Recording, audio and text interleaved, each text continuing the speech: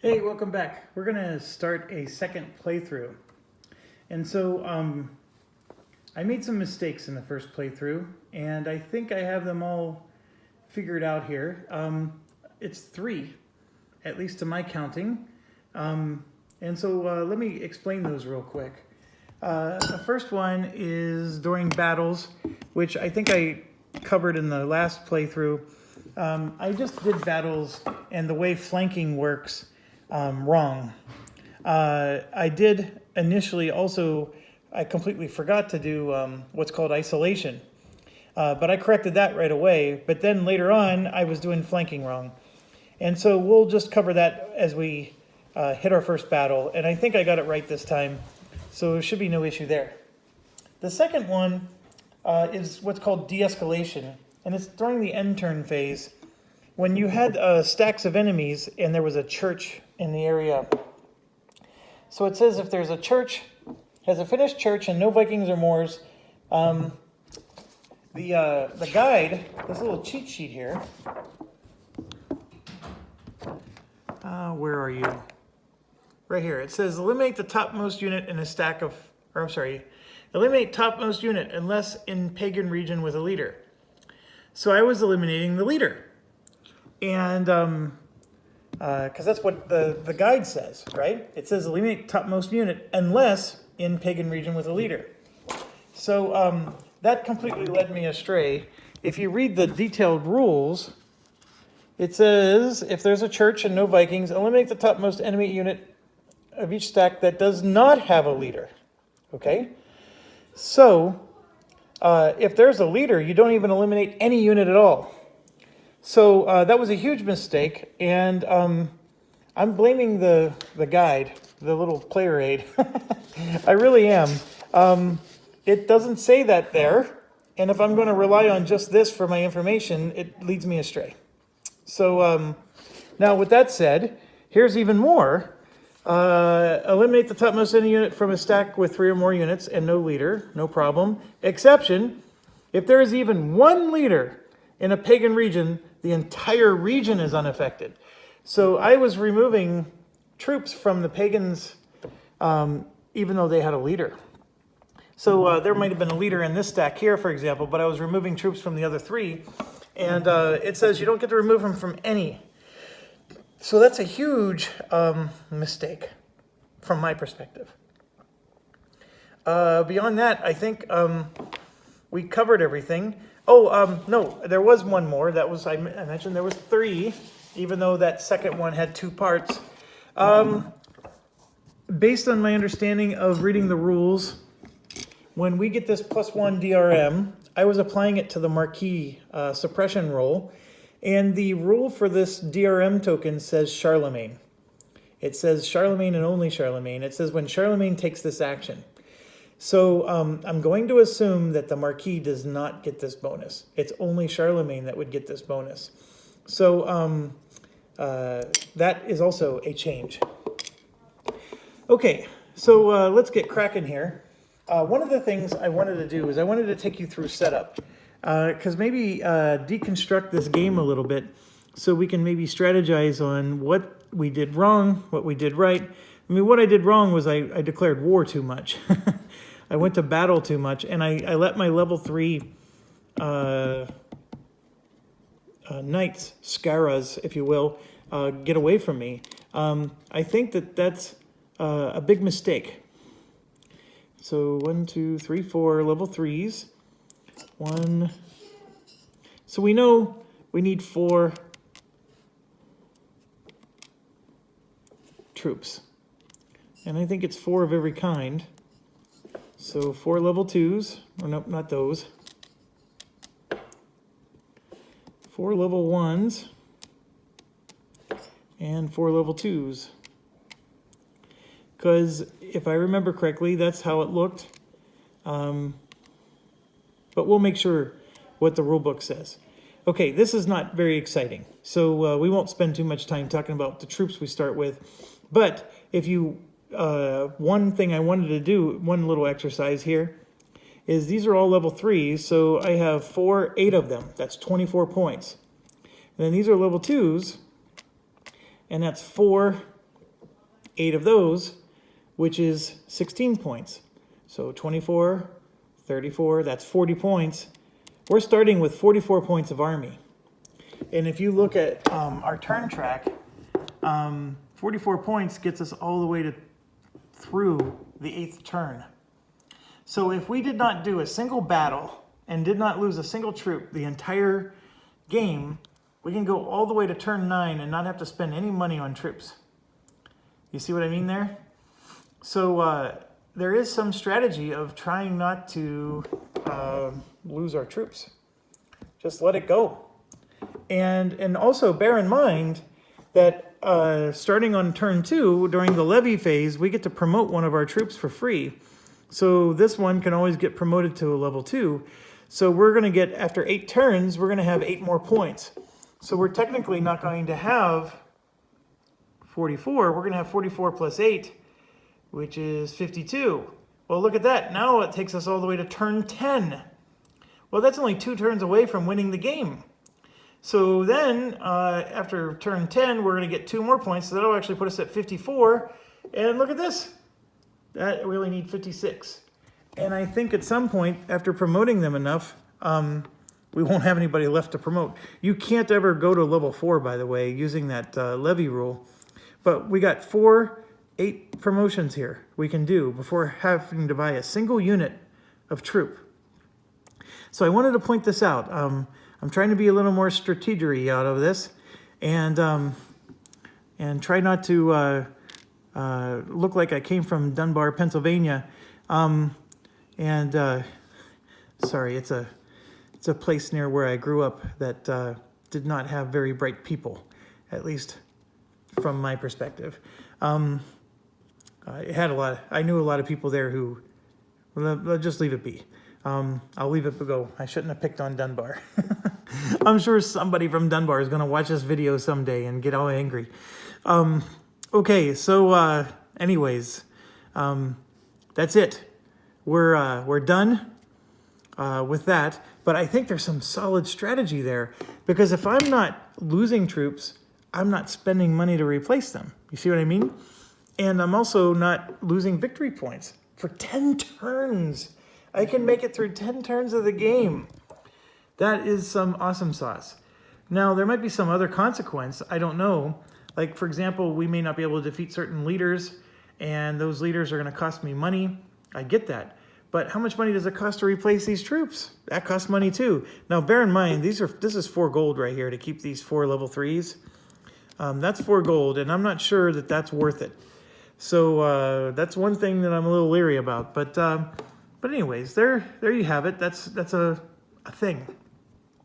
Okay, so Friendly Cup. Friendly Cup. I don't know what's so friendly about it, other than it's 2 cups away from the cup that does all the harm to us, right? So I think that's why it's considered friendly. But what you're going to see, and what I want to show you, is there's some interesting things that go in this Friendly Cup, and we actually want these things to end up in the Deadly Cup. So this cup system is quite fascinating. Then the unfriendly cup, as you know, is in the middle. And it sometimes goes towards the friendly or towards the dead cup. And I think this is supposed to be the enemy cup, but I like calling it the dead cup, or the punch in the nuts cup, or whatever it is you want to call it. But that's what this guy is. And I just found... All right. So this cup, of course, this is the one we're drawing out of. And almost every action we do, we're drawing 2 out of here. The only time we draw less than 2 is when it's a forced march. We only draw 1. Okay, so that's, of course, where all the magic happens. Everything that impacts this game comes out of this cup. So pay attention to what goes in what cup, and that, I think, is going to help us with our strategy for this game. And bear in mind, what did we struggle with in that last game? We had no money. We struggled constantly with never having money. We learned that if you defeat leaders, they give you money.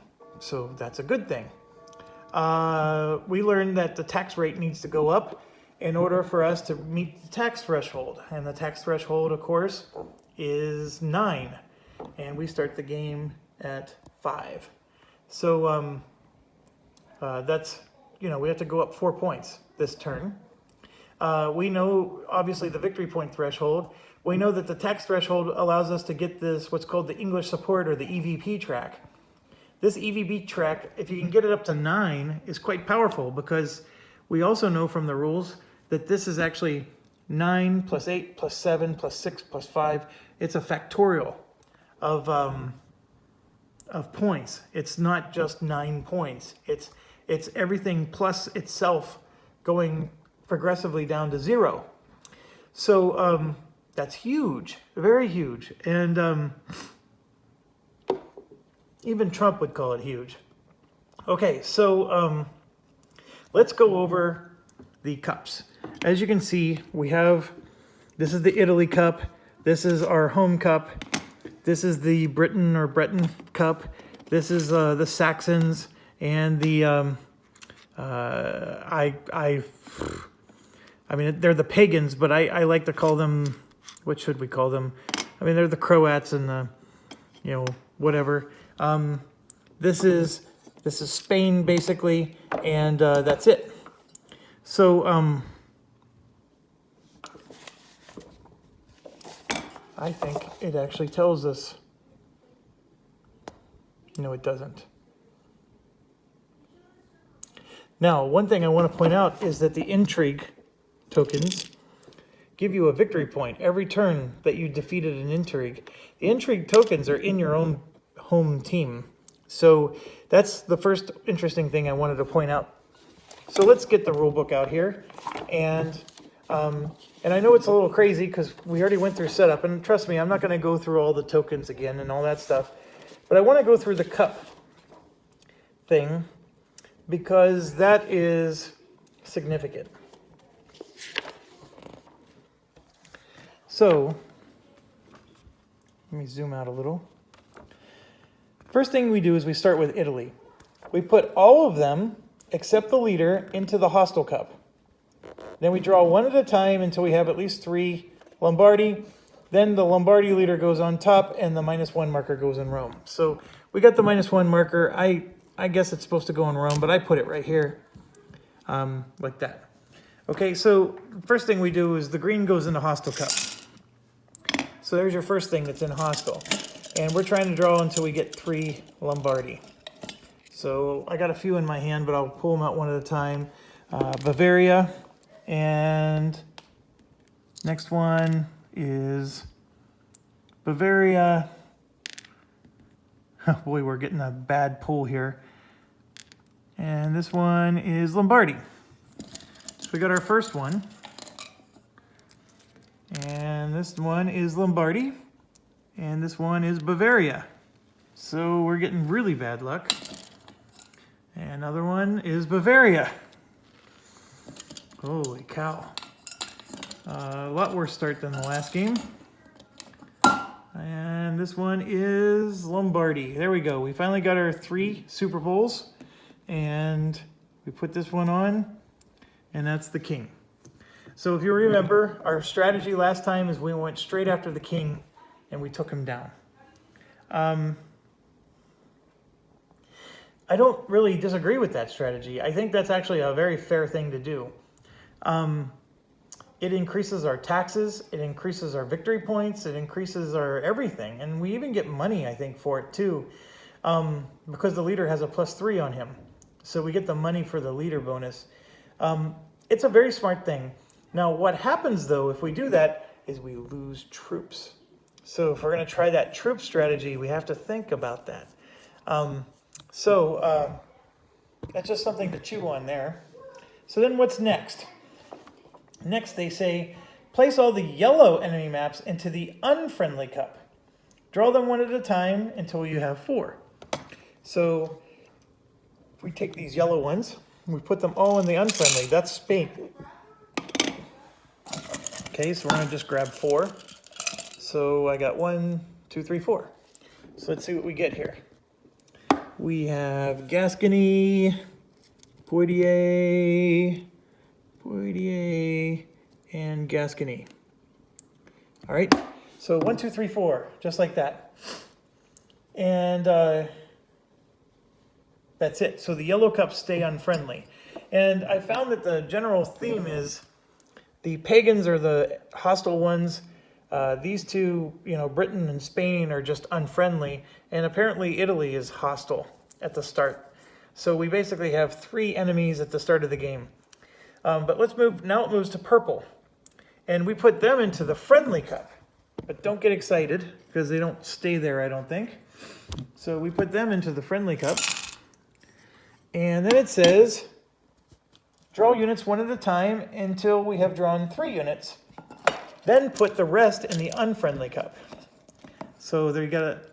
So basically, he's just making it so we can draw 3 randomly without getting any yellow ones. So Britain gets 1, Britain gets another, and Reims gets 1. I find that the numbers are really low. The resistance numbers are low for them. They tend to be pretty low for blue, and then they tend to get higher when you get into the Pagan and Italy ones. Okay, so we drew 3, like it said, and then all of this goes into here.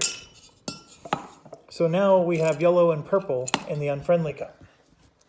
So then we do orange, and it says that they go into the friendly cup, and we know darn well they're not going to stay in the friendly cup. They're pagans. Okay, so the orange goes in the friendly cup, and then we draw units one at a time until we have 4. So we're just going to draw 4. 1, 2, 3, 4. And I got super lucky last time. I don't think I'm going to get that lucky this time. And I'll show you why in a second. So we have 2. And then 1 for Moravians. And 1 here. Okay, so now we go to brown. And they also go into the friendly cup. So we take these and they go into the same friendly cup that orange is in. And so then we shuffle, shuffle, shuffle. And we have to draw until we get 4 brown. And it even says that's your tough luck if you don't get brown.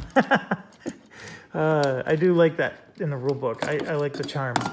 The only other person I know that ever got funny like that was, I can't remember his name, but whoever does Dungeon Lords. I thought that his comments were pretty funny too. Okay, so I've drawn 3 and we've gotten quite lucky.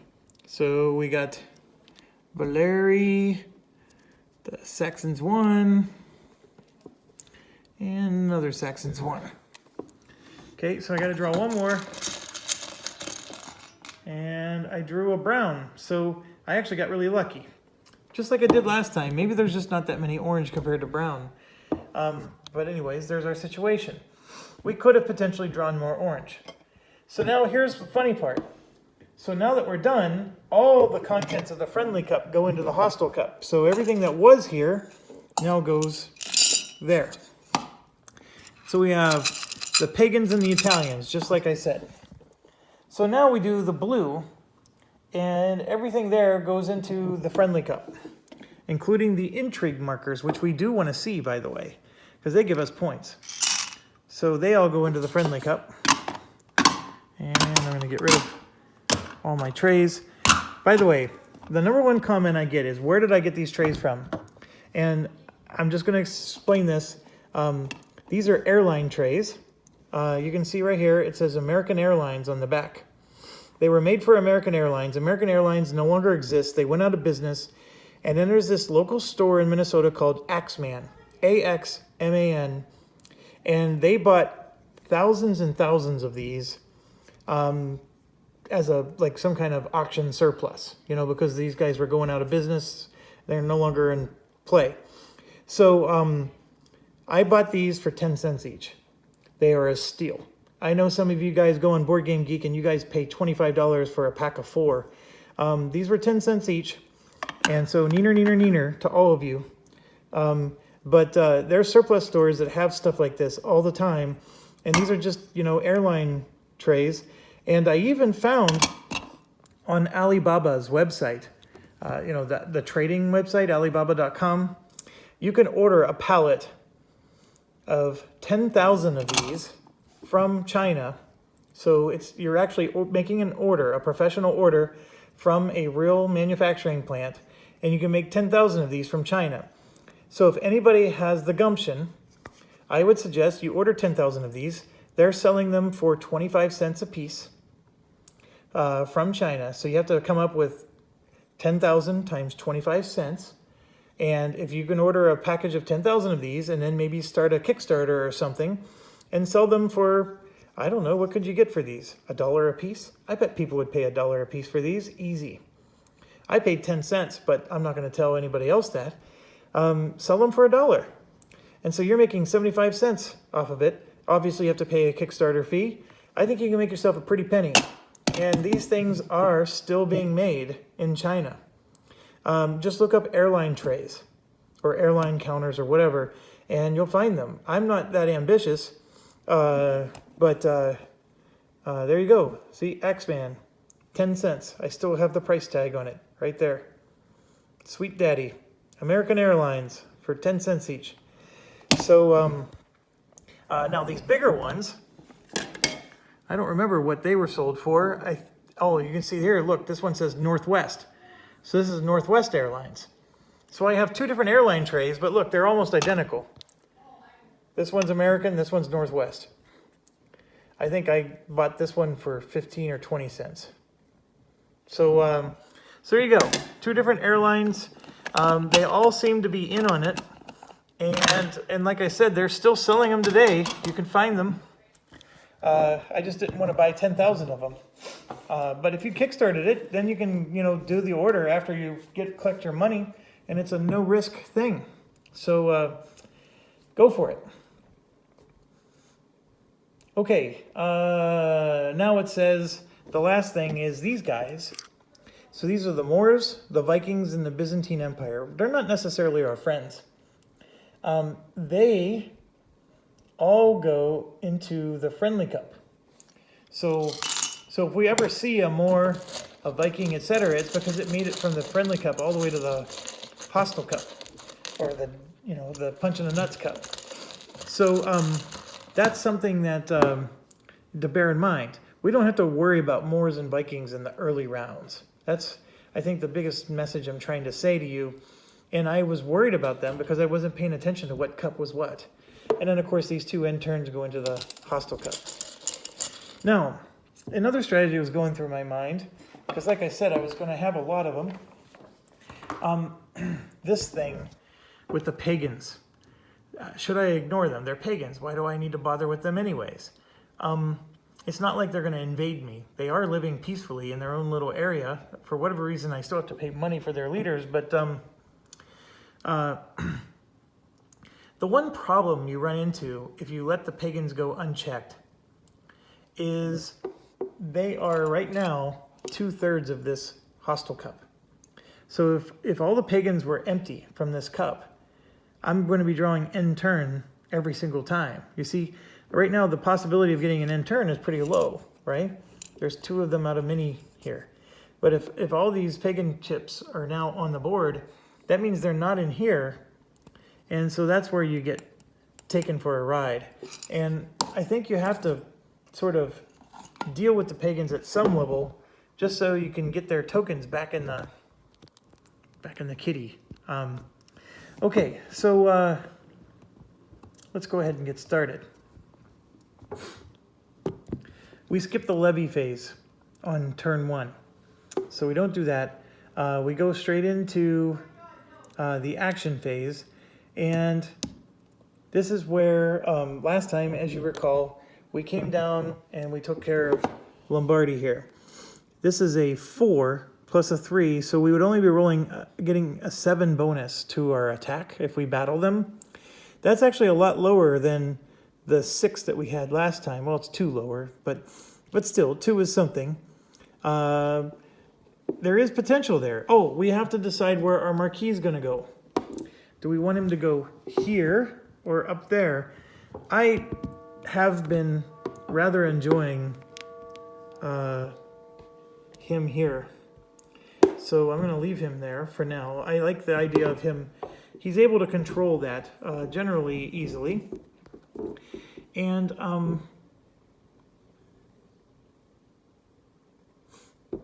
I gotta make sure, did I get the taxes and treasury correct? I have the treasury on 4 and the taxes on 5. The treasury goes on 5, the taxes go on 4. Okay, so I had them backwards. So taxes go on 4, treasury on 5. Like that. Okay, so what can we do? Defeating this guy still seems to be high on my list. Largely because when we take him, our PAM goes up by 1, which isn't super huge, but it's one of the things we need to do to win the game. This is also one of the things we need to do. Our tax goes up by 3. I mean, that's 3 more gold a turn. Our DRM suppression in Italy gets +1, and we can purchase 1 more battle unit, which I know is not that great of a thing, but that is sweet. The churches can only be built in places where Charlemagne is, so we can only build 1 church at a time on a given turn. Getting a marquee, however, we can do. So here's the other thing. The marquees, there are 4 of them. There are 4 marquees, and you can put a marquee in a pagan area. And that marquee can walk around and do stuff in the pagan area. I think that a marquee in a pagan area seems pretty worthless to me. Now, I think you need a marquee. Do you need a marquee to build a church? No, you don't. Do you need a marquee to build a bridge and road? Yes, you do. So if you put a marquee in an area that you plan on having bridges and roads, then you're going to want a church there too. Now, having a church in a pagan area does give you some bonus. I don't remember what. I have to look that up. But it's more than just a regular church bonus. The church in a pagan area actually does something. But where I'm going with this is I think I want to build a marquee in the blue region. And he can just help manage blue. Also, if I can build roads and bridges in blue, then I can move very quickly through blue. And also, blue would help me if I build a church there too, right? There's all kinds of net gain to be had. So I'm contemplating that as an action. So what do I do first was the question. I would like to clear out purple as well, and the Marquis can handle that himself, so I'm not too concerned. So what I'm going to do is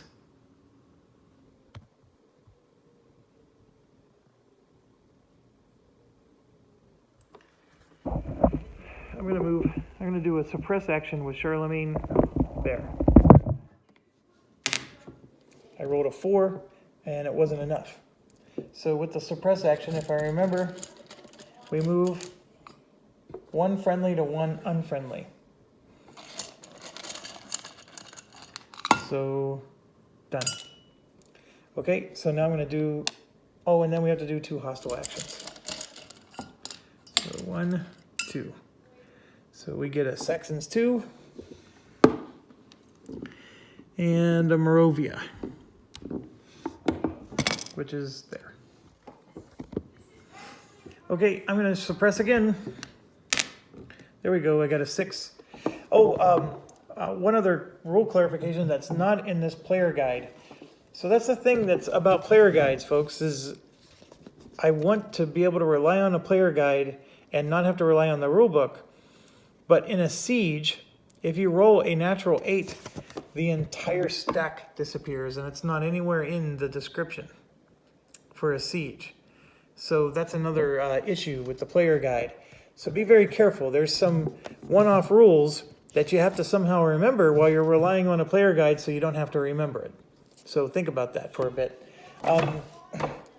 Okay, so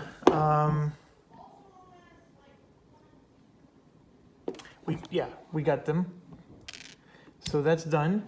And yes, I have to move from the friendly to the unfriendly and then draw 2 from here.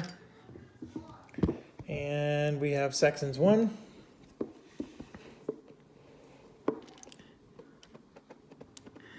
And another Italy 1. So Italy is mounting up.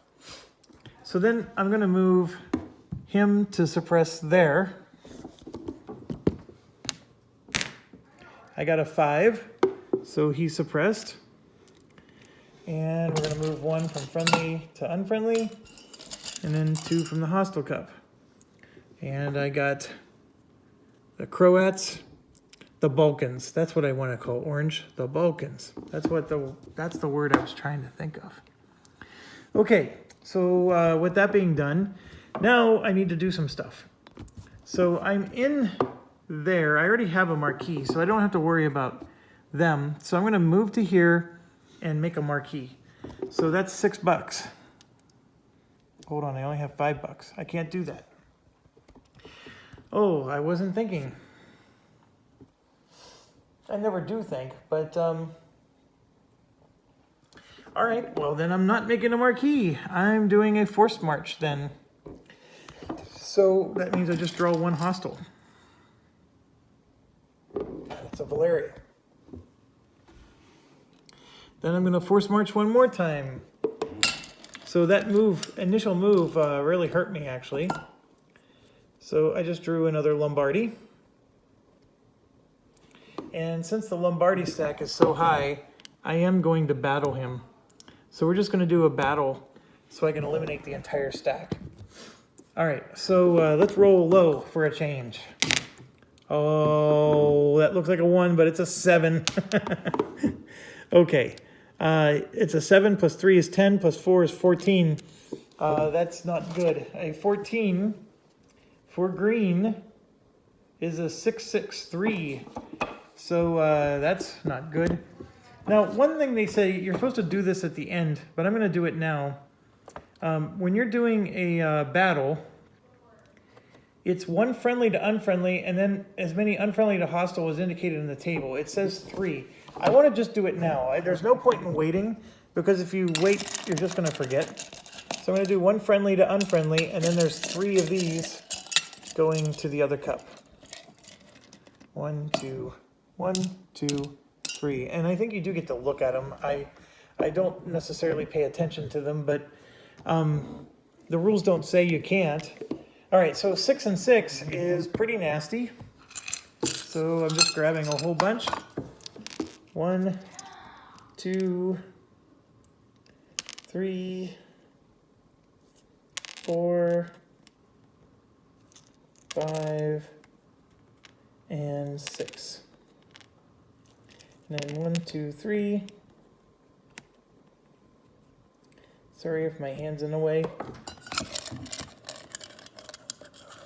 And 1, 2, 3. 1, 2, and 3. Okay. So last time I was being like really cute about how to do this, but now I've learned you don't take wars for granted. You end them. So level 3 unit for sure. Level 3 unit for sure. So I'm going to put them on the ends. And then a level 2 unit in the middle. We've got to get those cavalry out there. And I am okay with putting lower infantry though. Just the ones you want to promote, right? So I'm going to put the 2 lower ones to promote them. And you know what? I'm going to just do this for all of them. Now, if I start losing units, remember, I'm losing that many points. And so right now, if I don't lose any units, I can go all the way to turn 10, which is sweet daddy. So I'm risking a lot just to earn $3.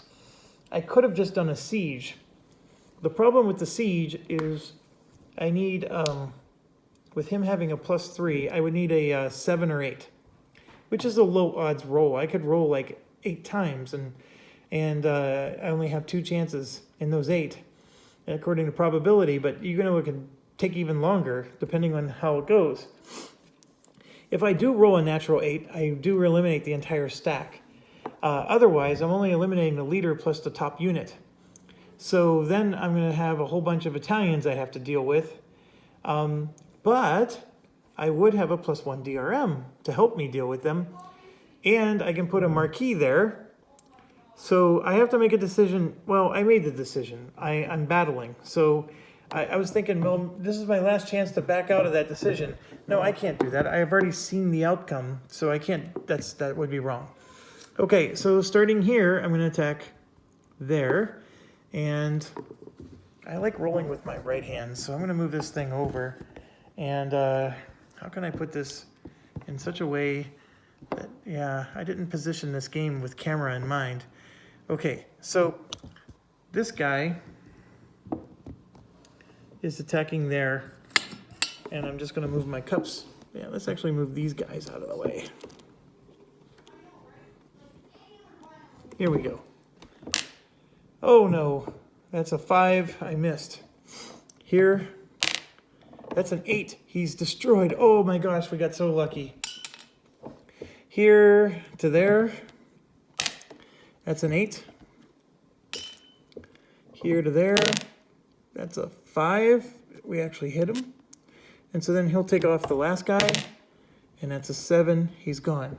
Because remember, the cavalry kill on the first turn, they do first strike. Okay, this cavalry against them, that's a 3 and a 6. He's gone. This guy against him, that's a 1. That's a fail. Against him, I got a 1. That was a fail. So now we're in trouble. I'm up against him. That's a 5, which is a hit, but it doesn't kill him. And then this guy is going to go against him. And I got a 5, and he's dead. So we do have a little bit of a scary spot. So here, it's a 5 versus a 5, no contest. This is a 6 versus a 3, so we need to roll. And I rolled a 3. My level 1 unit is eliminated. So there we go. We already lost 1 point. And then 6 versus a 4. And I rolled a 1, so I just lost another point. 2 points, in fact. 4 versus 3. I rolled a 1. I lost another unit. Nothing. Blocked. Blocked. Blocked. No contest. I rolled a 1. He's dead. I'm rolling so many 1s, folks. 6 versus 5. I rolled a 5. Nothing. Okay, so we look at this situation. This one's isolated. He's out. This one's... Well, do we do the move first or do we do the isolation first? See? If it was written here, I wouldn't have to go look it up.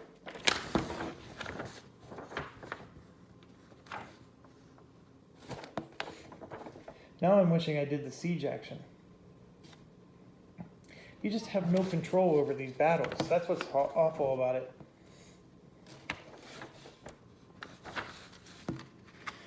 We maneuver first, and then we deploy reserves, and then we do isolation. So I'm not allowed to maneuver in this situation, any of these. Here, there is no maneuvers allowed. So I don't have to deploy more units if I don't want to, and I don't want to. So so now we do isolation check, and this one's isolated because he's up against me and he has the same attack as my defense. And this one's isolated, and this one's isolated. So they're all eliminated. So now we do attacks. Oh, this one's isolated too. So this guy can't attack anybody. This one is isolated. This one can attack. Well, we attack him first. So I rolled a 3. Nothing happens. Here, I rolled a perfect 8, so he's eliminated. And we just won. All right, so that guy didn't get to counterattack because there was nobody for him to hit. We had nobody next to him. Okay, so you can see here we lost 1, 2, 3. We lost 5 points worth of troops. So now we have to spend at least a minimum of 5 gold, right, to replenish those troops. And that's the challenge with risking our battles like this. Am I ever going to get that 5 gold back? I can tell you it's going to be a tall order. Okay, so we did defeat him. And we increase our Pam by 1. So now we're cooking with Pam. And I don't know if you're old enough for those commercials. Increase our taxation by 3. Always happy to hear that. 1, 2, 3. And then +1 DRM in Italy. So we get our +1 DRM marker. And then, no and then. And then, no and then. Sweet. What does mine say? Dude, what does mine say? +1 to the number of battle unit purchases. I know this is me getting a little picky, but I really would like a marker that tells me how many I can purchase. But anyways, that is me being picky. I would even use it on the treasury taxation. It would just be like a different colored marker that I can move up. Okay, so you know what? They did give me a marker.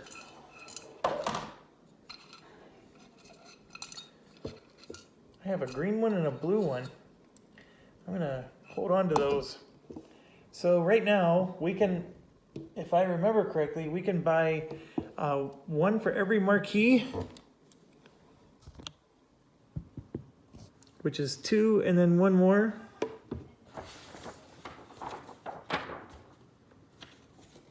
For the levy phase.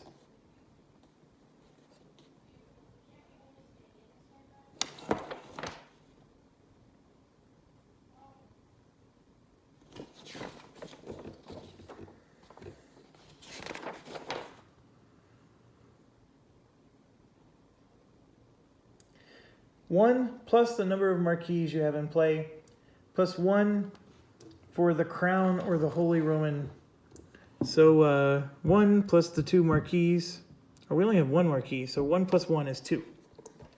And so I'll leave this green unit there. So, okay, so we do get the crown.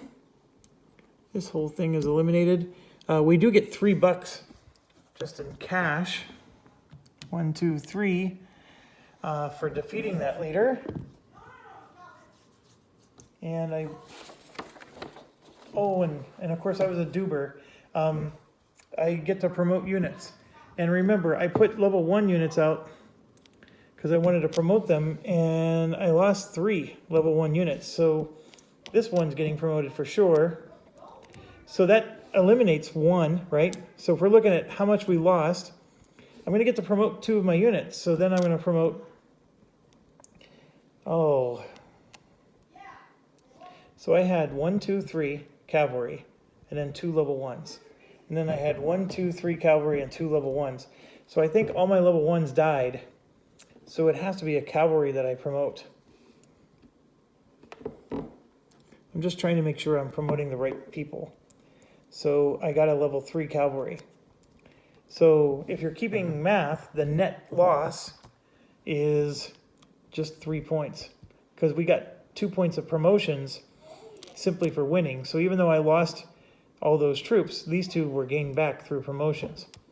So we have a net loss of 3. Okay, anyways, I don't know why I'm obsessing over it, but it just seems like a neat little mental game for me. All right. So yeah, that little blue marker there indicates how many units I can purchase every round. I think that covers everything there. I am at 8 gold. I need 1 more to be able to build a marquee and a church.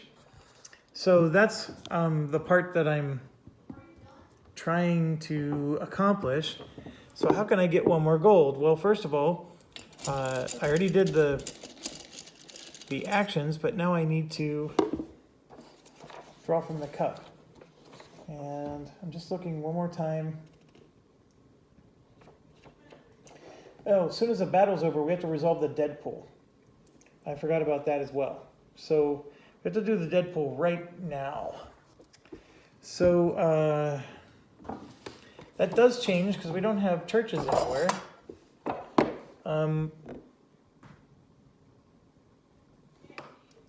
So do we have a finished church and no enemies? No.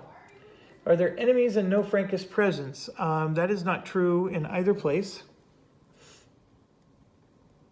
So they're all going in the unfriendly cup, is my conclusion. So we have a presence in both of these, and so they're just going to fall under the otherwise category. So they all go in the unfriendly cup. And we have to resolve that now. Okay, so I drew 2, and I got a Saxons 1, which turns into a leader. And I have an Avar, which is also Pagan. So it goes like so. Just trying to adjust my camera here. Okay, so now what do? Do I clear out Italy and do like I did last time and put a marquee down here? I don't know the answer to that question, to be quite honest with you. It seems like a decent idea. The +1 DRM doesn't apply to the marquee though, so that hurts a bit. And right now, this has 4 units, so this is actually a leader. Ooh, we're clearing out Italy, folks. Okay, so what I'm going to do then is I'm going to, if I suppress with Charlemagne, I remove 2 units, not 1. So I'm going to try to suppress. He has a 4 on top, so let's take advantage of that. I got a 5. And remember, I had a +1 DRM. So we move from the friendly to the unfriendly. That's the, and then we're going to take 2 from the hostile cup. So the 2 from the hostile cup is we got our first end turn. And we got Poitiers. And then these 2 are eliminated. All right, so now I'm going to Bavaria, and we're going to siege Bavaria. So remember, I'm stuck doing this action until I win. I only need a 4, and this +1 DRM, do I get it towards, it's only towards suppression, not towards the siege. So here we go. I rolled a 7, right there, baby. Okay, so the siege gets rid of the leader and the top unit. They both go in, but the big thing is I get $2 in my treasury, so I'm up to 10. And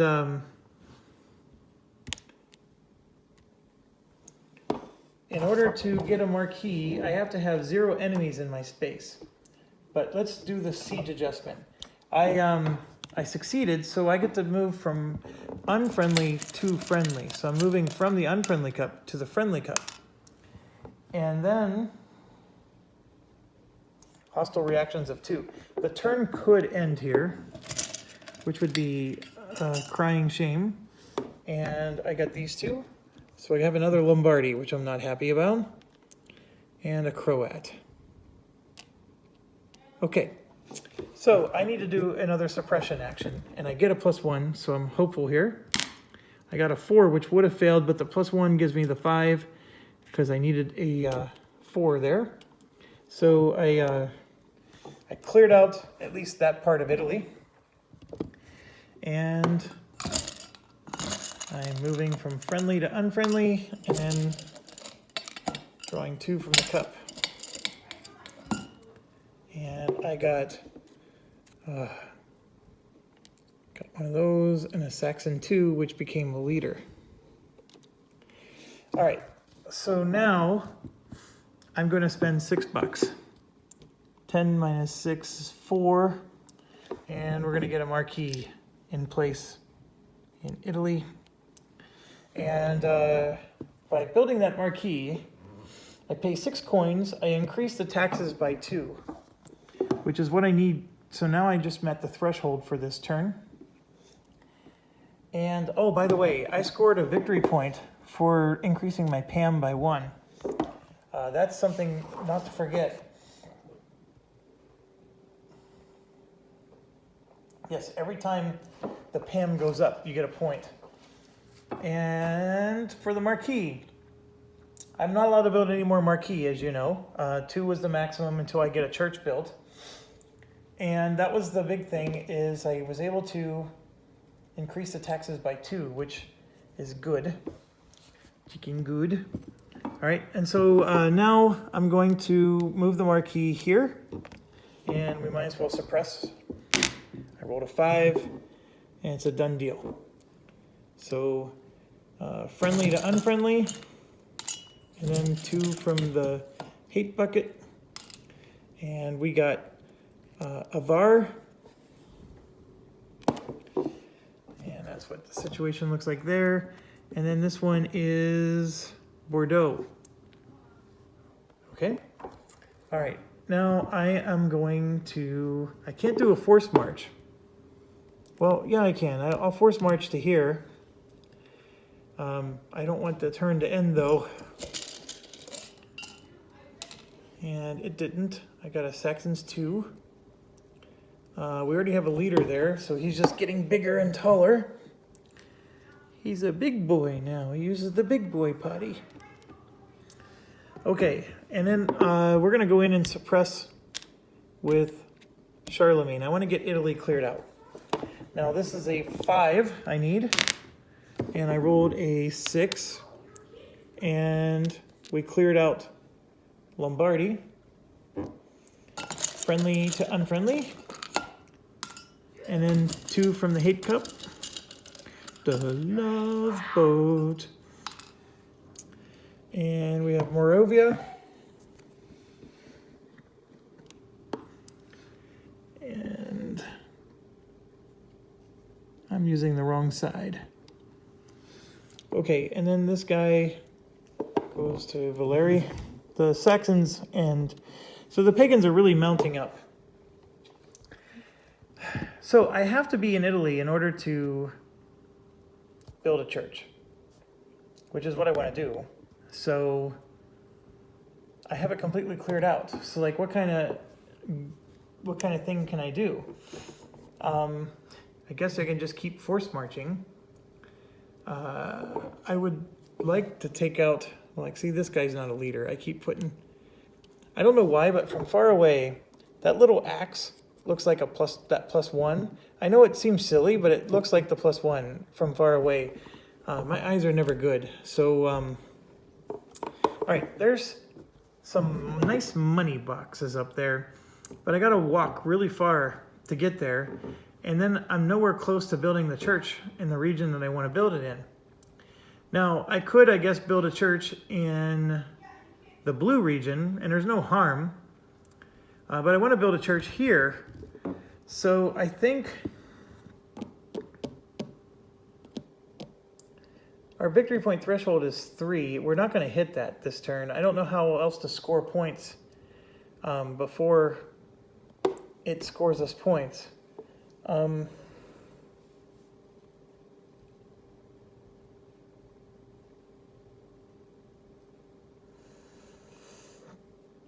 Too bad there wasn't like a harvest fields option, right? Where you can, maybe get some income for doing nothing. But I'm going to do a forced march to there. Why not? At least get up that far. And we're going to draw, and I'm actually hoping for the end turn right now. So I did not get it. I got a Valetti. So now we have 3 heroes up there. Okay. So that's our situation up there. Is that really a stack of 4? Yes, it is. Okay, so I can force march up and then take on some leaders. But then I'm not here. And it's the church thing. It's imperative that you build a church early so you can get the income. But it's also nasty because if I leave those leaders out, they're taking gold away from me. I'm very torn, folks. I have a strong feeling that I'm going to screw myself over. I'm going to force march here. If I didn't have the first end turn, I would be a little bit more confident. And there it is. Fruli gets one. Okay, and then I'm going to siege, which is crazy cray, but that's what I'm gonna do. I need a 4, or actually I need a 5 or better. 4 is not enough. And I roll 1. Okay, so when I fail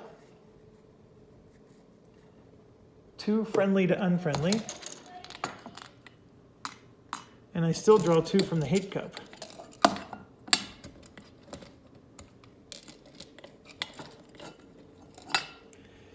And I got a Saxons 1, which is the stack I'm currently up against.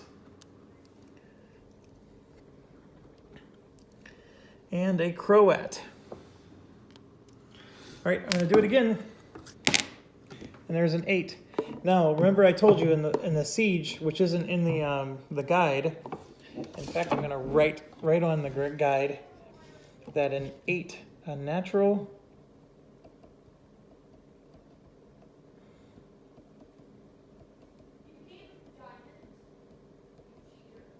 eliminates all. So this entire, that was very fortuitous. So we eliminated the entire stack. This whole stack got eliminated. That doesn't normally happen. And we get $2 for that in actual treasury money because we got rid of a leader. And so now it's unfriendly to friendly. And then we draw 2 from the hate cup. And we got Saxons 2. Just keeps getting bigger. And then the Avars is up to 3. We're getting really lucky over here. They don't have a leader yet. Okay, I'm really concerned about the end turn marker. When I fill in that cup, there's not a lot left. So I'm going to force march to there. And nothing happens, but I draw 1 from the hate cup. And it is a blue Swabia, which is exactly where I am. And dang it, I gotta now get rid of that. So I'm gonna get rid of Swabia. And I fail. Oh my God. Friendly to unfriendly. And then 2 from the hate cup. And there it is, end turn. And Avar, which gives them a leader. And that screws me royally. Because the rule said that I get to get rid of the top unit of all the stacks that are 3 or more, which all of them were, as long as there's no leader. And just what just appeared. Oh, come on. That was just like a middle finger times 2. Okay. Turn is over. I am stuck there, and I didn't even get rid of the unit. But with that being said, let's go through. We're in the build phase. I can build a church in a region that Charlemagne occupies, so I am going to do that. I have $6, and I'm going to spend all 6 because we're going to finish the church.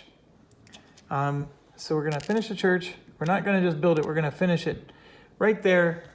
And when we finish a church, we get 1 tax. So we go up to 10. Done. Okay, so next, diplomacy phase. Oh, one last thing.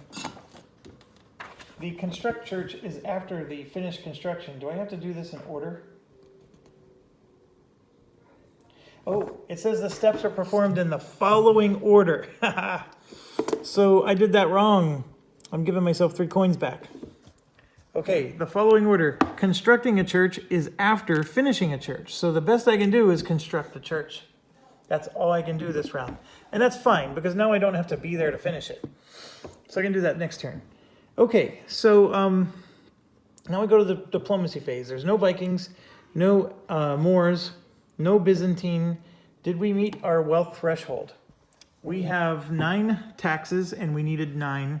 So yes, we move up to 1. And then the Vatican. Nothing happens there.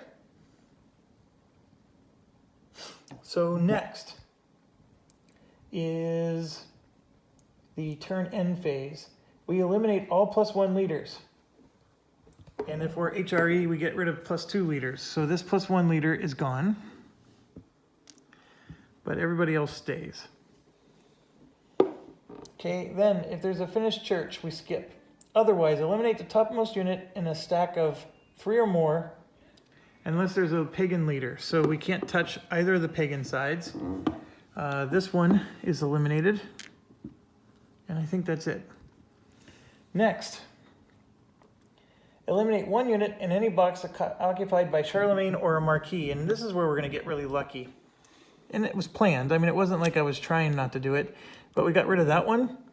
Charlemagne's going to get rid of his, and the marquis is going to get rid of this one.